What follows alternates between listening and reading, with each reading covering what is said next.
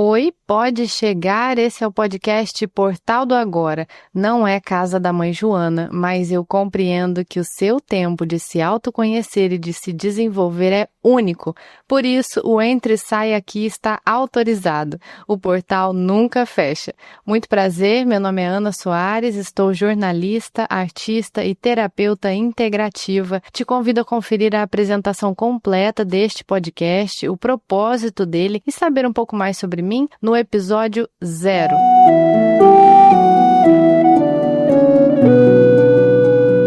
Esse podcast é composto por séries com novidades toda semana aos domingos. Este é o episódio 28, capítulo 27, Mediunidade e Vida.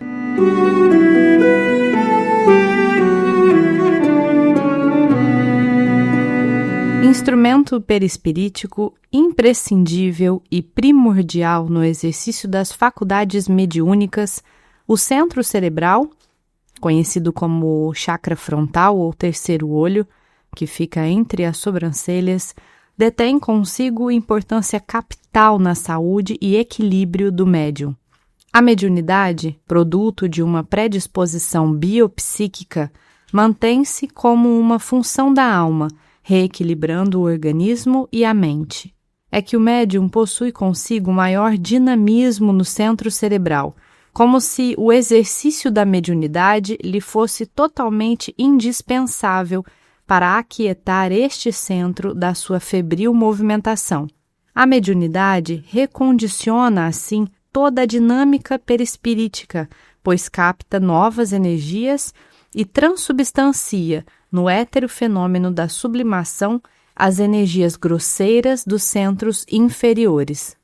No transe mediúnico, os dois centros superiores operam em uníssono e realimentam a própria vida, mantendo a vitalidade e o equilíbrio dos diferentes setores da alma, os quais se veem, então, suprimidos em suas carências e aliviados de seus excessos. O médium necessita da mediunidade, pois, sem sua prática, ele deixa de ter na vida um celeiro energético e um laboratório automático. Mais do que isto, o centro cerebral do médium vibra acelerado e lumino, abrindo as comportas da mente na direção da vida transcendente. Mas, se o uso disciplinado não se erguer, dando evasão a este, entre aspas, instinto de vida maior, o próprio centro cerebral provocará os delírios e as alucinações que passam então a lhe compensarem o ritmo doentiamente. E o médium ocioso, por mais que se delicie no sexo e na gula, na paixão e na profissão, permanecerá vítima de angústias inexplicáveis e de um cotidiano entediado. Enquanto isso, podem afastar-se do médium os espíritos comunicantes. Não existe cirurgia que lhe altere a morfologia e a fisiologia do centro de força da mediunidade, que se inquietará na ausência das atividades da alma capazes de lhe garantir harmonia e paz. Médiuns, que as nossas ferramentas se conservem atuantes, e aí nossa mente desfrutará de maior sanidade, plenitude e alegria. Vou aproveitar esse episódio para falar então sobre os tipos de mediunidade. São 5 que a gente vai abordar aqui. Dentro de cada um dos 5, eu me aprofundo um pouco mais sobre quais são e como eles funcionam. O primeiro é mediunidade de efeitos físicos. O médium influencia diretamente o ambiente físico ao seu redor, podendo gerar fenômenos, e esses fenômenos são a psicocinesia, que é a movimentação de objetos sem o contato físico com eles, as materializações e ectoplasmia. Esses fenômenos eram muito conhecidos lá no século XIX, principalmente quando Kardec começou a trazer para a humanidade o espiritismo. Algumas reuniões aconteciam em locais fechados, onde um médium materializava alguns objetos ou conseguia mostrar o seu ectoplasma para a plateia. o seu perispírito. E aí, esses efeitos físicos, em geral, no escuro, serviam como comprovações desse novo prisma, né? Dessa nova consciência trazida ao mundo, que até então as pessoas, em grande maioria, negavam isso. E a voz direta, que são espíritos que falam audivelmente sem o uso de um médium incorporado entre aspas, tá? Porque não acontece isso de entrar dentro do corpo de uma pessoa. É só uma comunicação que acontece via conexão pelas cordas vocais, pelo chakra frontal, enfim, então são várias formas de conexão, mas o espírito do seu guia, mestre, mentor, amparador, ou até mesmo de um obsessor, ele não entra dentro do seu corpo. Ele apenas chega próximo ao humano, né, a pessoa encarnada, e coloca um vínculo ali, uma corda energética num chakra mediúnico que fica na altura da escápula esquerda, e aí essa comunicação acontece conscientemente ou inconscientemente. Agora vamos para as mediunidades de efeitos intelectuais. Elas são mais sutis, envolvem a comunicação mental ou emocional entre o médium e o plano espiritual. E alguns exemplos são a psicografia, que é quando o médium escreve algumas mensagens transmitidas pelos espíritos, né? Ou a gente está falando espíritos, mas pode ser também irmãos estelares, moradores de outros planetas, outros orbes, podem se comunicar também e esse médium pode canalizar informações. A psicofonia, que é quando o espírito se comunica verbalmente através do médium, popularmente conhecida como incorporação, que a gente falou aqui antes, e a intuição mediúnica, que são percepções mais sutis, como insights, pressentimentos, orientações, guianças, que vêm de planos superiores. Agora vamos falar de mediunidade de percepção ou sensitiva. São elas a clarividência, que é a capacidade de ver espíritos, auras, eventos passados ou futuros na sua tela mental. Em geral, você vê, é como se fosse uma televisão, uma imagem que aparece para você e seus olhos não precisam estar fechados para isso. Tem pessoas que também conseguem ver realmente, no campo material, né? No ambiente, no espaço. Mas vamos lembrar, essas manifestações, elas são mais raras. Em geral, a maioria das pessoas tem um pressentimento e aí elas enxergam na sua tela mental, como se fosse dentro da cabeça, ela vê. Clareaudiência, que são as percepções de sons, vozes ou mensagens espirituais.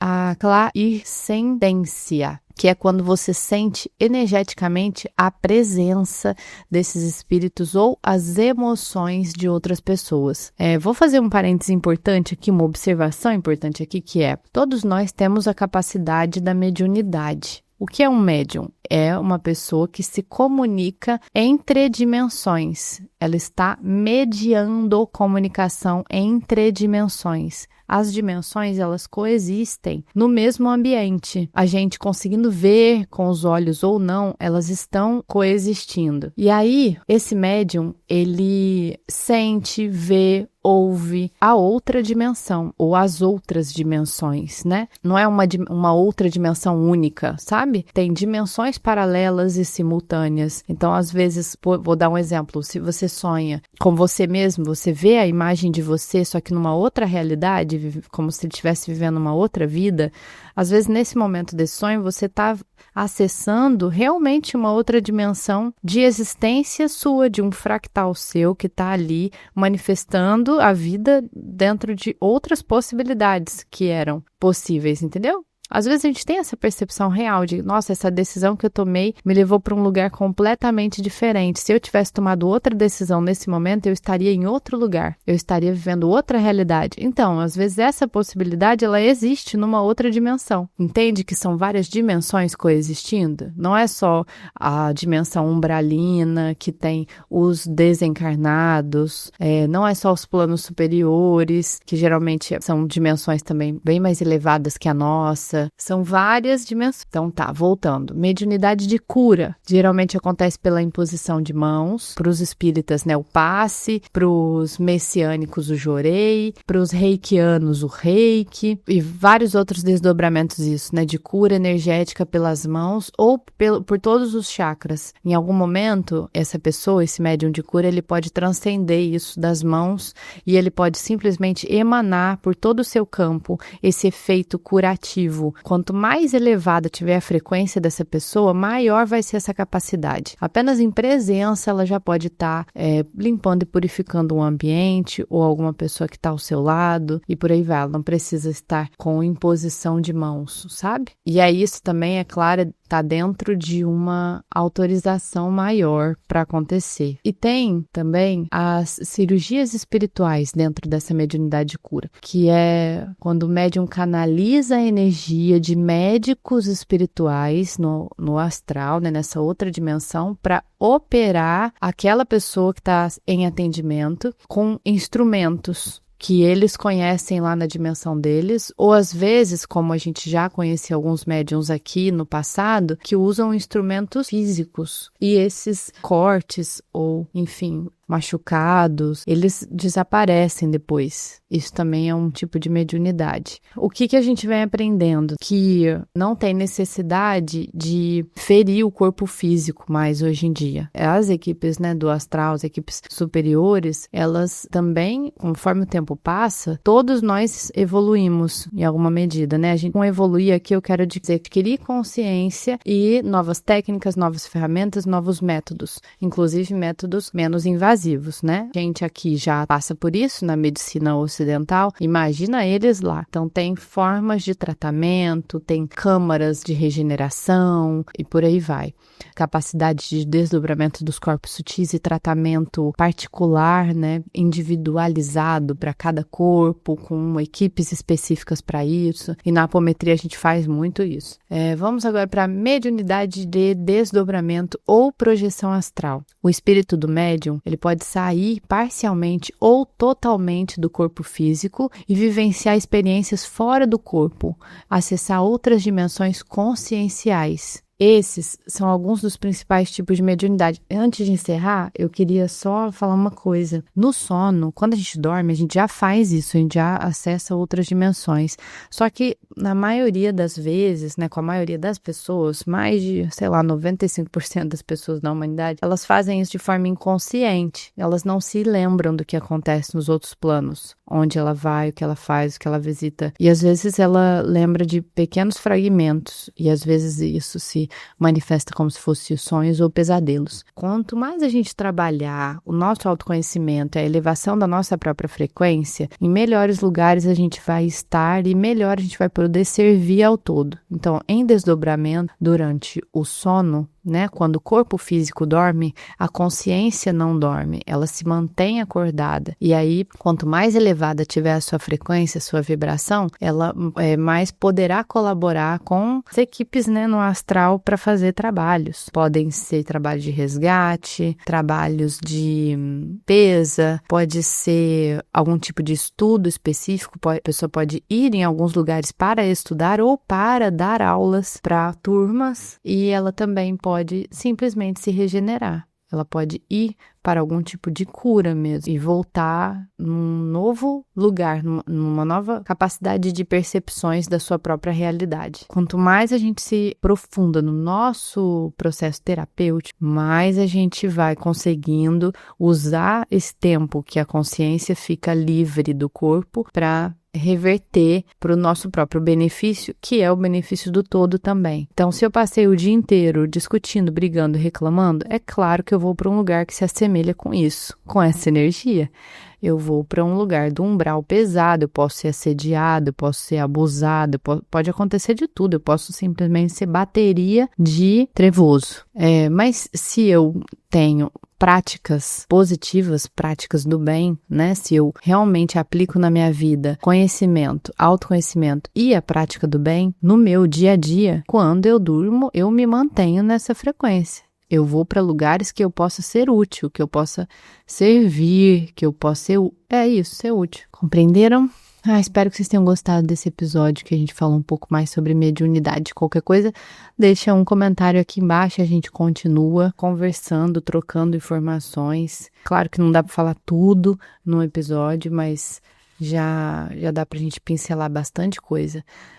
Se uma pessoa, no seu plano de vida, ela se predispôs a trabalhar sua mediunidade e ela encarna e ela não faz isso, acontece exatamente o que o Dr. Henrique fala aqui pra gente. Essa pessoa vai simplesmente enlouquecer. Ela vai perder a noção da realidade, porque algo chama ela para esse despertar, né, para esse uso apropriado das capacidades que ela tem. E se ela entra em negação com relação a isso, e muitas vezes isso vem com relação ao medo, que são baseados em crenças, paradigmas e dogmas que são muito limitantes, ela realmente vai precisar de ajuda. Ela precisa ir em busca de estudos, ela precisa ir em busca de um lugar que possa colaborar com o seu desenvolvimento mediúnico. Não necessariamente uma religião, né? Hoje a gente tem muito conhecimento disponível aí, mas se ela já está num estado desafiador, ela já desenvolveu algum tipo de esquizofrenia ou desequilíbrio mental mesmo, né, no geral, ela realmente vai precisar de ajuda, inclusive médica e tudo mais, para que esse tratamento possa levar ela a um equilíbrio e aí depois ela ir para esse passo de olhar para sua mediunidade com responsabilidade e compromisso, né? Agora sim, um abraço para vocês, obrigada pela atenção e até o próximo episódio.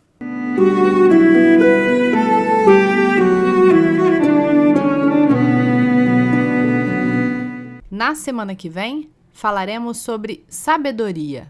Se fez sentido para você ouvir, não deixe de compartilhar esse post com seus amigos profundos que se interessam também por esse tipo de conteúdo. No @Portal do Agora, pelo Instagram ou no site, você consegue acessar outros conteúdos com a mesma temática. Lembrando, nossos episódios estão disponíveis aqui no Spotify todos os domingos às 10 da manhã. Minha gratidão, com afeto, Ana.